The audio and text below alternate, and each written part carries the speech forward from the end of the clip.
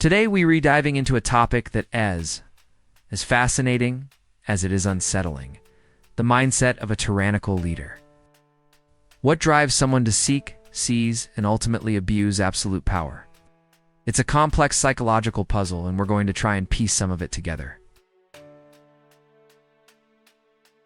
At its core, the journey to tyranny often begins with a potent cocktail of deep-seated insecurity and an equally profound sense of grandiosity. It might sound contradictory, but hear me out. Many future tyrants start feeling like outsiders, unappreciated, or even persecuted. They might harbor a deep resentment towards those they perceive as having wronged them, or society in general. This insecurity can fester, leading to a desperate need for control and validation. They might believe that only through absolute power can they truly be safe and respected. But then there's the grandiosity. This is the belief that they are uniquely gifted, destined for greatness, and possess a superior understanding of how the world should be run. They often see themselves as saviors, the only ones capable of fixing a broken system, even if that system isn't broken for anyone but them. This belief allows them to rationalize their increasingly extreme actions. The us versus them mentality, building the enemy once the ambition for power takes root. A tyrant's mind quickly develops a powerful us versus them mentality. This is crucial for consolidating control. They need an enemy, real or imagined, to rally their followers against. This enemy can be an ethnic group, a political faction, a foreign nation, or even abstract concepts like corruption or decadence. By dehumanizing or demonizing this them, the tyrant justifies their oppressive actions and cultivates a sense of unity and loyalty among their us. Fear becomes a powerful tool.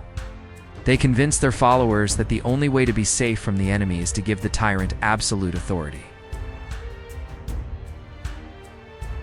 The echo chamber. Silencing dissent as power grows, the tyrant meticulously constructs an echo chamber around themselves.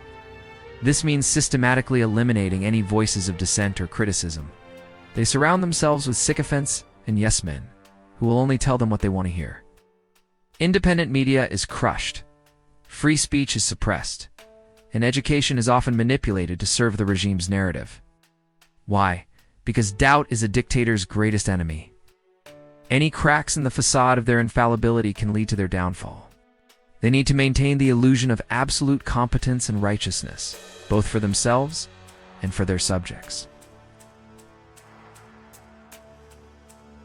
The paranoia paradox. Trust and betrayal, ironically. Despite their immense power, many tyrants are plagued by profound paranoia. The very act of seizing power often involves ruthless betrayals, and they project this behavior onto everyone around them. They constantly fear coups, assassinations, and secret plots.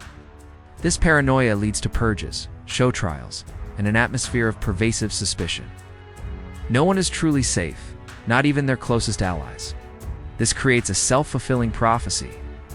The more they fear betrayal, the more ruthless they become, which in turn breeds genuine resentment and a greater likelihood of actual conspiracies against them. It's a vicious, self-destructive cycle. The legacy trap. The obsession with history. Finally, many tyrants become obsessed with their legacy. They want to be remembered as great, as saviors, as the architects of a glorious new era, even if their reign is marked by brutality and suffering. They invest heavily in propaganda, rewriting history, erecting grand monuments, and naming everything after themselves.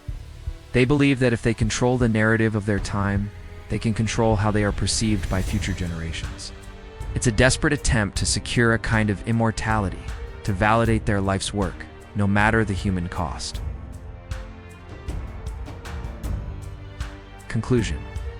Understanding to prevent understanding the mindset of a tyrannical leader isn't about sympathizing with them. It's about recognizing the psychological patterns that can lead to such destructive behavior. By understanding the combination of insecurity, grandiosity, the need for an enemy, the silencing of dissent, the paranoia, and the obsession with legacy, we can be better equipped to identify and resist the rise of tyranny in our own world. What are your thoughts on this complex topic? Have you seen these patterns in history, or even in smaller contexts? Let me know in the comments below. Don't forget to like this video, subscribe for more content, and hit that notification bell so you don't miss our next deep dive. Thanks for watching, and I'll see you next time.